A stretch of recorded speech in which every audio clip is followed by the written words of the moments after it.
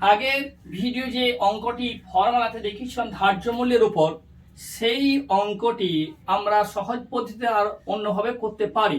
আমার মনে হয় এই সহজ পদ্ধতি করলে আরো সহজেই কিন্তু অঙ্কটাকে সমাধান করা যাবে। দেখো অঙ্কটা কি আছে না, দুবার এক ব্যবসায়ী ধার্য মূল্যের উপর যথাক্রমে 15% ও 10% দুটি পৃথক ছাড় দিয়ে দ্রব্যটি 107.10 টাকায় বিক্রি করলেন। দ্রব্যটি ধার্য মূল্য কত? আমাকে লক্ষ্য রাখতে হবে পার্সেন্টেজ দুটো, প্রথমে 15%, তারপর দিয়েছে 10%। আমরা যদি ধরে নিই দ্রব্যটি ধার্য মূল্য 100 টাকা, 100 টাকা ধরে নিলাম, ঠিক আছে। এবার প্রথমেই ছাড় দেবে 15%, তাহলে 15% যদি ছাড় দেয় তাহলে 15% ছাড়ে বিক্রয় মূল্য, বিক্রয় কত হবে? 100 মাইনাস 15 সমান হলো 85 টাকা। বোঝা গেছে? 15%, তাহলে 85 টাকা বিক্রয়। দ্বিতীয়বার আবার ছাড় দিছে কত? 10%। সেই 10% ছাড়টা কিন্তু 85 টাকার উপরে, তাহলে দ্বিতীয় ছাড় 10%, দ্বিতীয়বার কত পার্সেন্ট? 10%। 10% ছাড়ে বিক্রয় কত হবে? 85 ইন্টু 10/100। বোঝা গেল? যেহেতু 10% ছাড় দিচ্ছে, পার্সেন্টের জন্য আমি 100 পেলাম, শূন্য কেটে দাও, 85/10, তার মানে হচ্ছে 8.5 টাকা হলো। প্রথমেই ছাড় পেয়েছিল 15 টাকা, এখন পেল 8.5 টাকা। এবার টোটাল ছাড় তাহলে কত হলো? মোট ছাড় দিচ্ছে কত ব্যবসায়ী? প্রথমে দিয়েছে 15 টাকা, আবার 10% আমরা পেলাম 8.5 টাকা। 8.5 টাকা টোটাল যোগ করলে হবে 23.5 টাকা। বুঝে গেছে? তাহলে পরপর দুটো আমরা ধার্য মূল্য 100 টাকা ধরেছিলাম বলে প্রথমেই 15 টাকা মাইনাস করে দিছি, তখন বিক্রয় মূল্য 85 টাকা থাকছে। 15 টাকা ছাড় দিয়েছিল, সেই 15 টাকা এখানে এলো।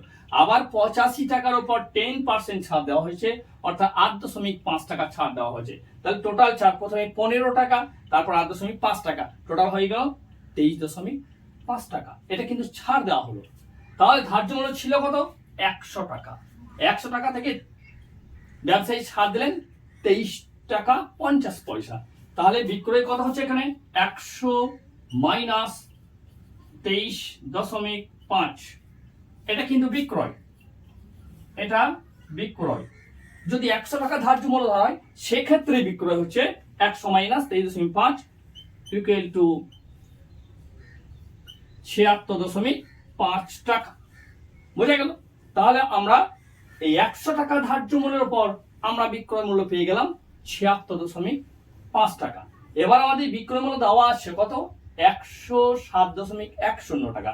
তাহলে সেক্ষেত্রে আমাকে ধার্য মূল্য কত হবে? এখানে বিক্রয় মূল্য 76.5, তখন ধার্য মূল্য আমার ছিল কত? ধার্য মূল্য 100 টাকা। 100 টাকা লেখা ছিল। দেখা যাক 107.10 টাকাতে কত দাম দ্রব্যটির লিখিত থাকতে হবে।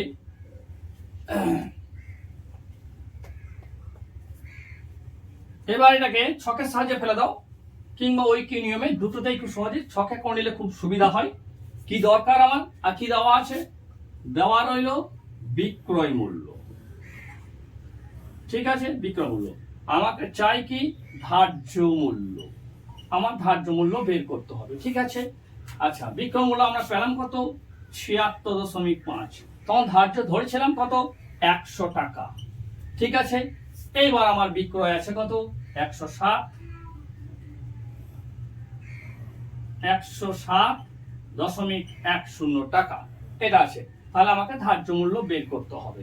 পর্দা ধার্য মূল্য এখানে যদি আমরা x ধরে নিই, তাহলে x ইকুয়াল টু, বলেছি এই ছকের সাহায্যে অঙ্ক করার সময় যে মানটা বের করতে হবে, যেটা নেই গ্যাপ আছে, সেই মানটা আগে লিখে নেব, 100 লিখে নিলাম, ইন্টু এই বাকি করবো এই মান দুটিকে, নিচের মানটাকে উপরে, উপরে মানটাকে নিচে বসিয়ে দেবো। তাহলে উপরে হচ্ছে 107.10, নিচে হচ্ছে 76.5, ঠিক আছে। এবার আমরা এই দশমিকের জন্য শূন্য নিয়ে নেবো নিচে 100, তাহলে 100 কেটে গেল, এই দুটো ভাগ করে দাও, দেখো 140 টাকাই বেরোবে। বোঝা গেল?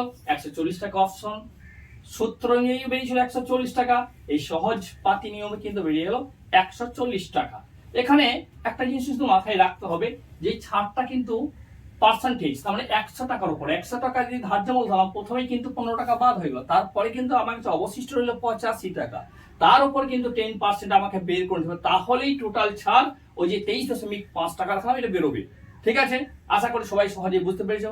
হ্যাঁ, এইভাবে সহজে ফ্রিতে খুব সহজেই এই ধরনের অঙ্ক সমাধান করতে বা বিভিন্ন কম্পিটিটিভ পরীক্ষার জন্য প্রস্তুতি নিতে হলে পারে তোমাদের একটা দায়িত্ব রয়েছে চ্যানেলটিকে সাবস্ক্রাইব করা এবং যত পারবে চ্যানেলটাকে শেয়ার করো।